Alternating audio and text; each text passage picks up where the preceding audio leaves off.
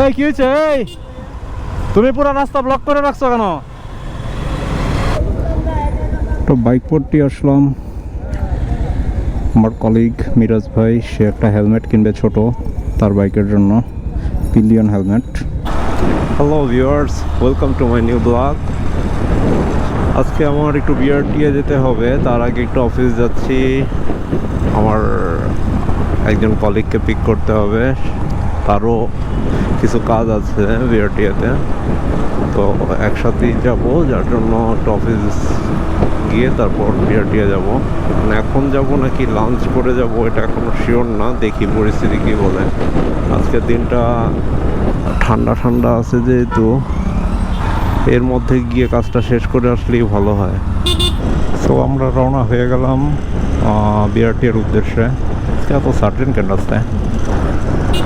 বাইকের smart card এখনও পাইতেছি না, এই নিয়ে 3 নাম্বার সিল মারা হইতেছে।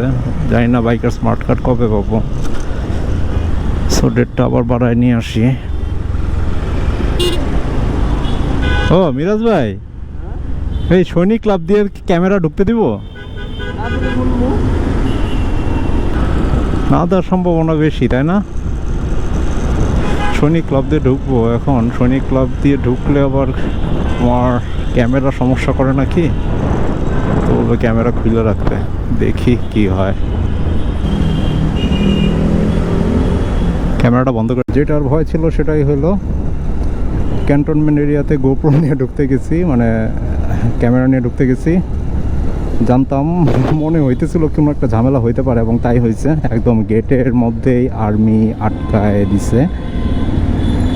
আটকায় বলতেছে, কি ব্যাপার, ক্যামেরা নিয়ে কেন ঢুকতেছেন?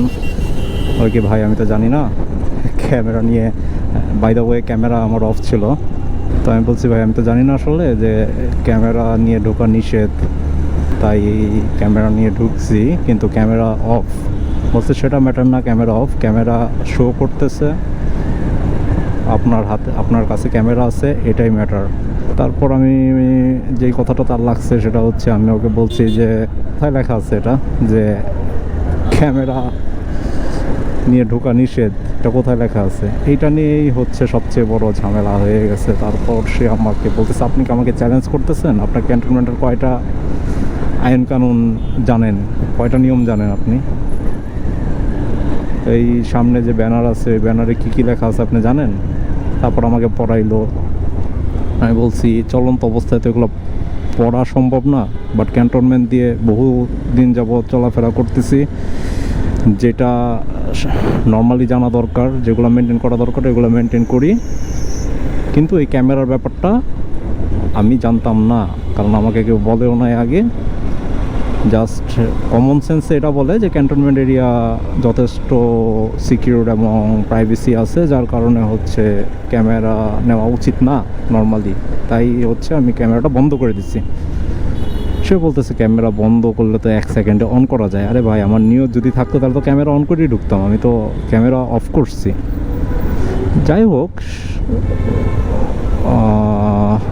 উনি হচ্ছে, ওনার অ্যাকচুয়ালি লাগছে ওইটাই, যে আমি ওটাকে চ্যালেঞ্জ হিসেবে তাকে জিজ্ঞেস করছি নাকি। আমি আরেকটা কথা বলছি, গাড়িতেও তো ড্যাশ ক্যাম থাকে, আপনি কি গাড়ি একটা একটা করে চেক করেন? ওই কথাটা ও মনে হয় তার লাগছে, ওই জন্যই আর কি সে একটু ডিলে করছে। সে জরিমানা করতে, মানে কেস দিতে চাইছে, একটা কেস দিতে চাইছে। আমি তারপর রিকোয়েস্ট করলাম যে ভাই কেস দিয়েন না, ব্যাপারটা আমার জানা ছিল না। এখন এমন অবস্থায় যেটা কেস দেন, আমার মনটা খুবই খারাপ হয়ে যাবে, কজ আমি যা যা করার করছি, ক্যামেরা অফ করা দরকার ছিল অফ করছি, বাট ক্যামেরা শো অফ, এত ডিটেইলিং তো আমি জানি না, এত ডিটেল ইনফরমেশন কি আমি জানি? বা কোনো ওয়েবসাইটে আছে যে, বা এটা কি প্রমোট করা হয়? হয় না। তা সে বলছে যে ক্যান্টনমেন্টের নিয়মকানুন বাইরে কখনো ইয়া করা হয় না, ব্রডকাস্ট করা হয় না, যে এই নিয়মকানুন আছে। এই আর কি, অনেক কথাবার্তা হইল। তারপর তার সাথে অনেকক্ষণ কথা হয়েছে এইসব নিয়ে। তারপর আস্তে আস্তে কনভারসেশনটা একটু মানে ভালোর দিকেই গেছে, ভালো কনভারসেশন হয়েছে। কিছু আর্মিদের স্যাক্রিফাইসের কথাগুলো উনি বললো, আমরাও বললাম যে আমরা জানি এইসব, যে আর্মিরা কত স্যাক্রিফাইস করে, যা করে আমাদের জন্যই করে, দেশের জন্য করে।